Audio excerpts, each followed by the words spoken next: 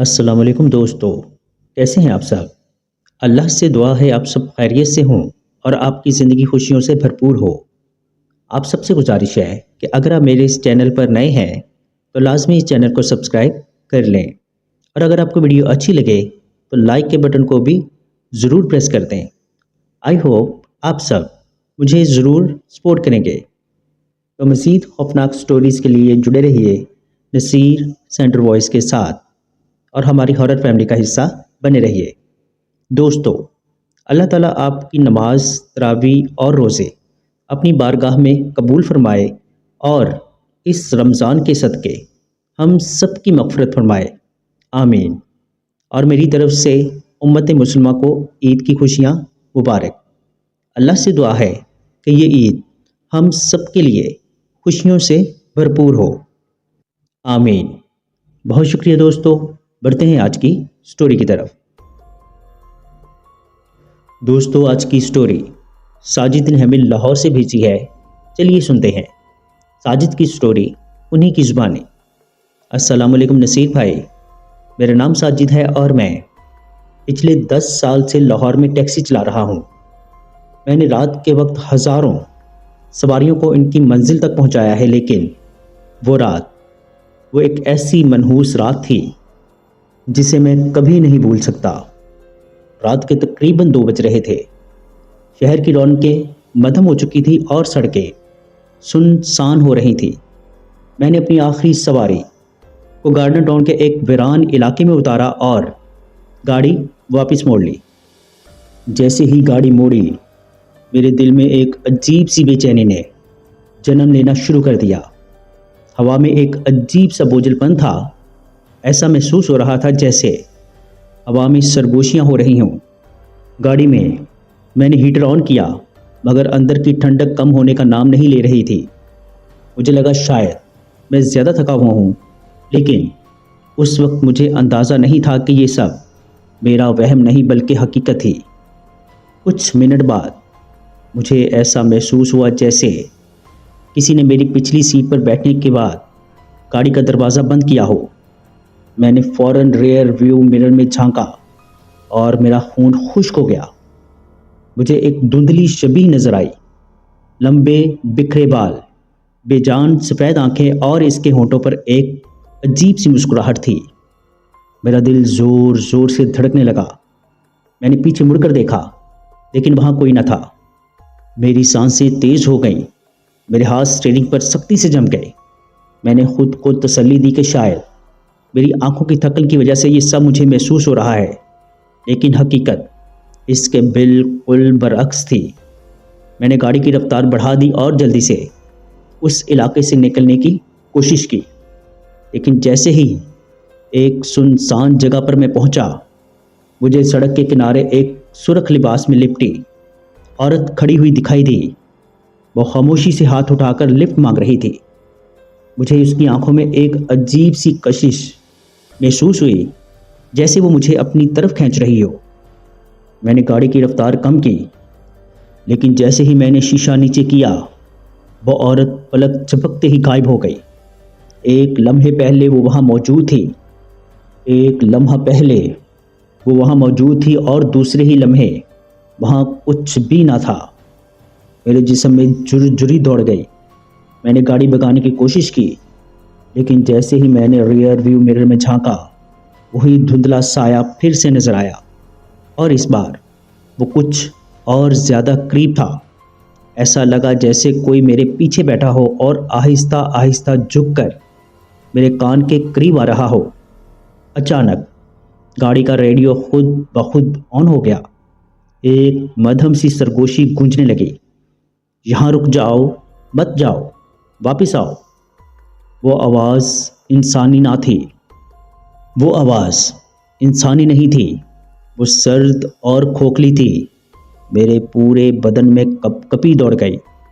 درجہ حرارت اچانک اتنا گر گیا کہ ونڈ اسکرین پر دھند چھانے لگی۔ میں نے ہیٹر کو زیادہ کر دیا، مگر دھند مزید گہری ہوتی جا رہی تھی۔ پھر میں نے دیکھا کہ شیشے پر کسی نے انگلیوں سے کچھ لکھا تھا، تم بچ نہیں سکو گے۔ میری سانسیں اٹک گئیں۔ میرے جسم نے حرکت کرنا چھوڑ دی اور میں نے دعائیں پڑھنا شروع کر دی، مگر الفاظ میرے ہونٹوں سے ادا نہیں ہو رہے تھے۔ جیسے ہی میں نے گاڑی کی رفتار بڑھانے کی کوشش کی، گاڑی ایک جھٹکے کے ساتھ رک گئی۔ انجن نے کام کرنا چھوڑ دیا اور پھر سڑک پر ایک سیاہ سایہ دھیرے دھیرے میری طرف بڑھنے لگا۔ زمین پر انسانی شبیہ نظر آئی جو آہستہ آہستہ رنگ رہی تھی۔ میں نے چیخنے کی کوشش کی مگر میری آواز جیسے گلے میں پھنس کر رہ گئی ہو۔ جسم جیسے مفلوج ہو چکا تھا اور وہ ریڈیو کی سرگوشیاں اب خوفناک چیخوں میں تبدیل ہو چکی تھیں۔ مجھے بچاؤ! عورت کی بھیانک آواز جیسے کانوں کے پردے چیر رہی تھی۔ مجھے یاد آیا کچھ سال پہلے اسی سڑک پر ایک ٹیکسی میں ایک عورت کا قتل ہوا تھا۔ مقامی لوگوں کا کہنا تھا کہ اس عورت کی روح آج بھی وہیں بھٹک رہی ہے۔ میں نے مسلسل دعائیں پڑھنا شروع کر دی اور گاڑی سٹارٹ کرنے کی کوشش کرنے لگا۔ اچانک انجن زوردار آواز کے ساتھ سٹارٹ ہو گیا اور میں نے گاڑی کو فوراً بھگا دیا۔ جیسے ہی میں نے گاڑی کی رفتار تیز کی، مجھے پیچھے سے ایک ہنسی کی آواز سنائی دی۔ میں نے مرر میں دیکھا تو سرخ لباس والی عورت پچھلی سیٹ پر بیٹھی مسکرا رہی تھی۔ خوف کے مارے میں نے قریبی ہسپتال کے باہر جا کر گاڑی روک دی۔ میں پسینے میں شرابور تھا۔ میں نے کانپتے ہاتھوں سے پیچھے دیکھا مگر پچھلی سیٹ خالی تھی۔ البتہ گاڑی کے شیشوں پر انگلی کے نشانات واضح نظر آ رہے تھے۔ ہسپتال کے عملے کو جب میں نے اپنے ساتھ بیتا سارا واقعہ بیان کیا تو ایک ڈاکٹر نے مجھے غور سے دیکھا اور کہا، یہ پہلا واقعہ نہیں، یہاں کئی ڈرائیوروں نے اس طرح کے خوفناک تجربات کا سامنا کیا ہے۔ اس واقعہ کے بعد میں نے رات کے وقت گاڑی چلانا ترک کر دیا۔ میں اب بھی سوچتا ہوں کہ وہ کیا تھا۔ میری گاڑی کی سیٹ پر آج بھی کچھ سرخ دبے موجود ہیں جو بار بار دھونے کے باوجود بھی ختم نہیں ہوئے۔ کبھی کبھی رات کے سناٹے میں مجھے ایسا محسوس ہوتا ہے جیسے کوئی مجھے دیکھ رہا ہو۔ شاید وہ عورت ابھی بھی کسی نئے شکار کی تلاش میں ہے۔ بہت شکریہ ساجد بھائی، آپ نے اپنی سٹوری ہمارے ساتھ شیئر کی۔ دوستو، بڑھتے ہیں ایک اور سٹوری کی طرف۔ یہ سٹوری ایک نوجوان طالب علم اعجاز کی ہے جو لاہور میں تعلیم حاصل کرنے کے لیے آیا تھا۔ وہ پنجاب یونیورسٹی میں ایم اے کا طالب علم تھا، لیکن چونکہ اس کا کوئی رشتہ دار لاہور میں نہیں رہتا تھا، اسی لیے اسے کرائے کے کمرے کی ضرورت تھی۔ وہ ایک متوسط طبقے سے تعلق رکھتا تھا، اسی لیے کم سے کم کرائے میں کوئی جگہ تلاش کر رہا تھا۔ کافی تلاش کے بعد اسے اندرون لاہور میں ایک ایسا کمرہ ملا جس کا کرایہ غیر معمولی طور پر کم تھا۔ چلیے سنتے ہیں اعجاز کی سٹوری انہی کی زبان میں۔ السلام علیکم نصیر بھائی، میرا نام اعجاز ہے اور میرا بیسیکلی تعلق ساہیوال سے ہے۔ تعلیم کے سلسلے میں مجھے لاہور جانا پڑا۔ یہ جو واقعہ میں آپ کو سنانے جا رہا ہوں یہ وہیں پر میرے ساتھ پیش آیا۔ کیونکہ میرا تعلق ایک متوسط گھرانے سے تھا، اسی لیے میں زیادہ مہنگا کمرہ افورڈ نہیں کر سکتا تھا۔ یونیورسٹی کے ہاسٹلز میں اسی لیے رہائش اختیار نہ کر سکا کیونکہ میں ایڈمیشن کے بعد لیٹ ہو چکا تھا اور یونیورسٹی کے سارے ہاسٹل کے رومز فل ہو چکے تھے۔ بہت تلاش کے بعد مجھے اندرون لاہور میں ایک پرانے گھر میں کمرہ کرائے پہ ملا جس کا کرایہ انتہائی مناسب تھا۔ جس عمارت میں یہ کمرہ واقع تھا وہ کافی پرانی اور خستہ حال تھی۔ عمارت کی زبوں حالی دیکھ کر ہی اس میں ایک پر اسرار سی وحشت محسوس ہوتی تھی۔ یہ کمرہ بھی کافی عرصے سے خالی پڑا تھا۔ میں نے صفائی کروائی اور وہاں رہائش اختیار کر لی، مگر آہستہ آہستہ مجھے وہاں پر ایک عجیب سی بے چینی محسوس ہونے لگی۔ ایسا لگتا تھا جیسے کمرے میں وہاں میرے علاوہ کوئی اور بھی موجود ہو۔ تاہم کم کرائے کی وجہ سے میں یہ سب نظر انداز کرنے کی کوشش کرتا رہا۔ پہلے 3 دن اسی پریشانی میں گزر گئے۔ مجھے یہاں ہر وقت گھٹن، بے چینی اور غیر مرئی مخلوق کی موجودگی کا احساس ہوتا تھا۔ راتوں کو نیند نہیں آتی تھی۔ پہلے میں کمرے کی لائٹ جلا کر سونے کی کوشش کرتا رہا، لیکن نیند نہ آئی۔ چوتھے دن میں نے سوچا کہ روشنی کی وجہ سے شاید نیند نہیں آ رہی، اسی لیے لائٹ بند کر کے سونے کا فیصلہ کیا۔ رات گئے، جیسے ہی میں گہری نیند میں تھا، اچانک مجھے ایسا لگا چارپائی جیسے ہل رہی ہو۔ میں گھبرا کر اٹھ بیٹھا۔ پہلے تو مجھے لگا کہ شاید زلزلہ آیا ہے، لیکن جب میں اٹھ کر بیٹھ گیا تو چارپائی ہلنا بند ہو گئی۔ میں نے سوچا کہ یہ محض میرا وہم نہیں ہو سکتا۔ تبھی مجھے واش روم جانے کی حاجت محسوس ہوئی۔ جب میں واش روم سے واپس آیا تو یوں محسوس ہوا جیسے کمرے میں میرے علاوہ کوئی اور بھی موجود ہے۔ کمرہ اندھیرے میں ڈوبا ہوا تھا، لیکن مدھم روشنی میں نے ایک عورت کی جھلک دیکھی۔ وہ سفید لباس پہنے کھڑی تھی۔ وہ عورت عجیب طریقے سے کھڑی تھی۔ اس کا چہرہ بے حد سفید تھا۔ خوف کے مارے میری حالت غیر ہونے لگی۔ میں اپنی جگہ ساکت ہو گیا۔ ایک لمحے کے لیے مجھے لگا کہ شاید یہ میرا وہم ہے، مگر عورت کی موجودگی کا احساس اتنا شدید تھا کہ میں حرکت تک نہ کر سکا۔ آخر کار ہمت کر کے میں نے جلدی سے لائٹ آن کی، لیکن کمرے میں کوئی بھی نہ تھا۔ میں نے خود کو تسلی دی کہ یہ محض میرا وہم تھا اور دوبارہ سونے کی کوشش کرنے لگا۔ مگر جیسے ہی میں سونے لگا، مجھے یوں محسوس ہوا جیسے کسی نے میرے سینے پر بھاری بوجھ رکھ دیا ہو۔ میرا سانس رکنے لگا۔ میں ہلنا چاہ رہا تھا، مگر میرا جسم ساکت ہو گیا۔ مجھے ایسا محسوس ہونے لگا جیسے کسی نے میرا گلا دبا دیا ہو اور میرا سانس بند ہو رہا تھا۔ اچانک وہ بوجھ ہٹ گیا اور میں تیزی سے اٹھ کر بیٹھ گیا۔ میرا سانس بری طرح پھولا ہوا تھا۔ میں فیصلہ نہیں کر پا رہا تھا کہ یہ سب کیا تھا، لیکن خوف کے مارے میں رات بھر جاگتا رہا۔ اگلے چند دن میں اسی وجہ سے سخت پریشان رہا۔ نیند پوری نہ ہونے کے باعث میں یونیورسٹی میں بھی ٹھیک سے توجہ نہ دے پا رہا تھا۔ میں کبھی لائبریری میں تو کبھی یونیورسٹی کے لان میں سونے کی کوشش کرتا، مگر رات کے وقت اپنے کمرے میں سونے سے خوف زدہ رہتا۔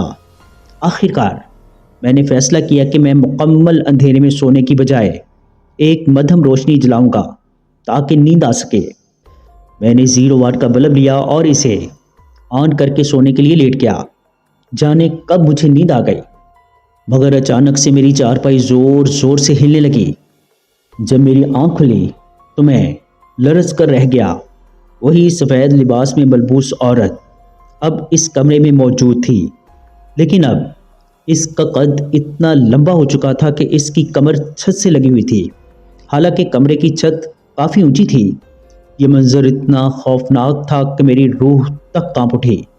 میں چیخنا چاہ رہا تھا، مگر میرا گلا بند ہو چکا تھا۔ وہ عورت آہستہ آہستہ میری طرف بڑھنے لگی۔ اس کے لمبے ہاتھ آگے کی طرف پھیلے ہوئے تھے اور اس کی آنکھوں میں ایک خوفناک چمک تھی۔ میرے جسم نے جیسے حرکت کرنا چھوڑ دیا۔ میں اپنی جگہ پر ساکت تھا، مگر میرا دل اتنی تیزی سے دھڑک رہا تھا جیسے ابھی سینہ چیر کر باہر آ جائے گا۔ اچانک کمرے میں موجود کھڑکی زور زور سے کھٹکھٹانے لگی۔ ایسا محسوس ہو رہا تھا جیسے باہر کوئی زوردار آندھی چل رہی ہو، لیکن کمرے کے اندر کی فضا بالکل خاموش تھی۔ میں نے اپنے پورے حواس جمع کیے اور جیسے ہی ہمت کر کے زور سے بسم اللہ پڑھی، وہ عورت وہیں رک گئی۔ اس کے جسم سے ایک بھیانک چیخ نکلی جیسے کوئی جلتے ہوئے انگاروں پر چل رہا ہو۔ اس کا چہرہ ایک لمحے کے لیے اور زیادہ بھیانک ہو گیا اور اس کے ہاتھ بے ترتیب طریقے سے ہوا میں لہرانے لگے۔ پھر وہ عورت پیچھے ہٹنے لگی اور ایک دم دیوار کے اندر تحلیل ہو گئی، جیسے کبھی وہاں موجود ہی نہیں تھی۔ میرے ہاتھ پیر کانپ رہے تھے، سانس بے ترتیب ہو چکی تھی اور پورا جسم پسینے میں شرابور تھا۔ میں تیزی سے چارپائی سے اترا، لائٹ جلائی اور دروازہ کھول کر باہر کی طرف دوڑا۔ میں سیدھا مالک مکان کے پاس پہنچا، دروازہ زور زور سے بجایا اور جب وہ دروازہ کھول کر باہر آیا تو میں بغیر رکے بولنے لگا، یہ کمرہ آسیب زدہ ہے، وہاں کوئی ہے، میں اب مزید وہاں نہیں رہ سکتا۔ مالک مکان کے چہرے پر عجیب سا تاثر تھا۔ میں نے ایک لمحہ بھی ضائع کیے بغیر فیصلہ کیا کہ میں یہ کمرہ چھوڑ دوں گا۔ میں نے جلدی جلدی اپنا سامان اکٹھا کیا اور اگلی ہی صبح کمرے کی چابی مالک مکان کو واپس دے کر وہاں سے نکل گیا۔ جب میں رکشے میں بیٹھا اور وہ کمرہ مجھ سے دور ہونے لگا تو مجھے ایسا محسوس ہوا جیسے کوئی کھڑکی میں کھڑا مجھے دیکھ رہا ہو۔ میں نے نظر اٹھا کر دیکھا اور میرے رونگٹے کھڑے ہو گئے۔ وہی سفید لباس میں ملبوس عورت اب بھی مجھے وہیں کھڑی گھور رہی تھی۔ اس کی سیاہ آنکھوں میں ایک عجیب سی وحشت تھی۔ میں نے فوراً نظریں جھکا لی اور دعائیں پڑھنے لگا۔ میں جانتا تھا کہ میں وہاں سے نکل چکا ہوں، لیکن وہ یادیں، وہ خوف شاید ہمیشہ میرے ساتھ رہیں گے۔ جی دوستو، کیسی لگی آپ کو سٹوریز؟ کمنٹ باکس میں اپنی رائے کا اظہار ضرور کیجیے گا۔ اگر آپ یا آپ کے کسی جاننے والے کے ساتھ کوئی ایسا خوفناک یا ناقابل فراموش واقعہ پیش آیا ہو اور آپ اسے ہمارے ساتھ شیئر کرنا چاہتے ہوں تو نیچے ڈسکرپشن میں موجود میرے واٹس ایپ نمبر پر ہمارے ساتھ شیئر کر سکتے ہیں۔ اپنا اور اپنے گھر والوں کا بہت سا خیال رکھیے گا۔ مجھے اور میرے گھر والوں کو اپنی خصوصی دعاؤں میں یاد رکھیے گا۔ ایک بار پھر آپ تمام کو دل کی گہرائیوں سے عید کی خوشیاں مبارک۔ اللہ حافظ۔